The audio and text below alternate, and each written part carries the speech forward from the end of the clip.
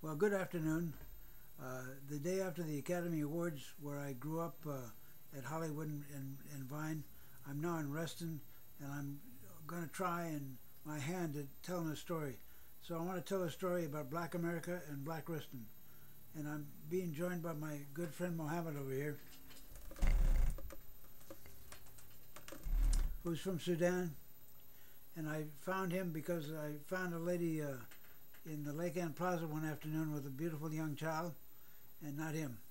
But she came to my office and helped me with some typing, and then she got moved to the other side of town, and so she told me of a young man that in her neighborhood, that also from Sudan, who might be interested in what I'm up to, and so he's been here helping me, and so now he set me up with this mechanism.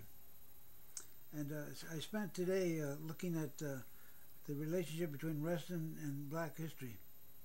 Reston had a very important role in the formation of American suburbs as multicultural places. We were the first community south of the Mason-Dixon line to openly advertise the real estate here to people of color. And more importantly, when they got here, they were embraced and involved, and we had them involved in this and that and that and this and this and that, that and this and this and that. And so we've made some pretty startling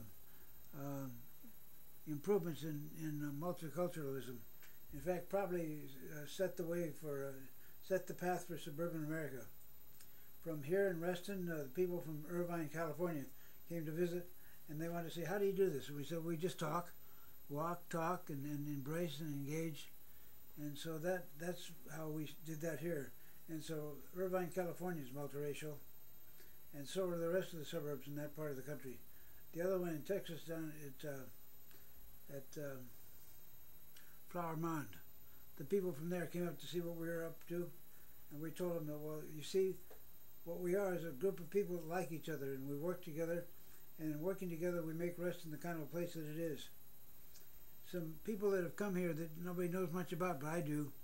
At one point, one of my neighbors arrived with an entourage of vehicles, and when he got out of the car, all of the aides got out with him and gave him a salute. He had 4 stars on his Navy uniform. He was the commandant of the Coast Guard and also the Surgeon General of the United States. And so that's a pretty important person that came to this town to live, and he found that living here was a pretty nice place to be.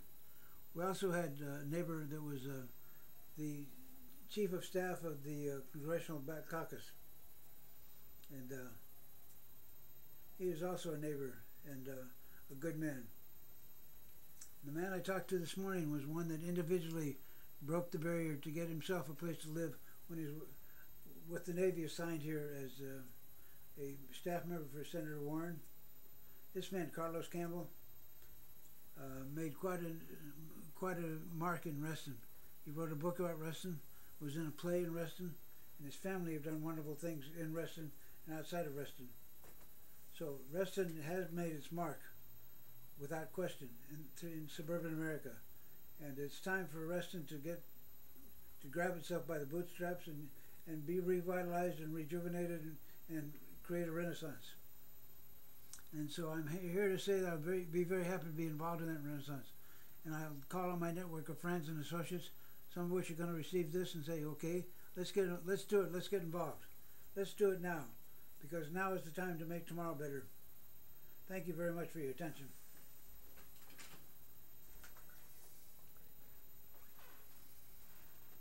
What do I do there?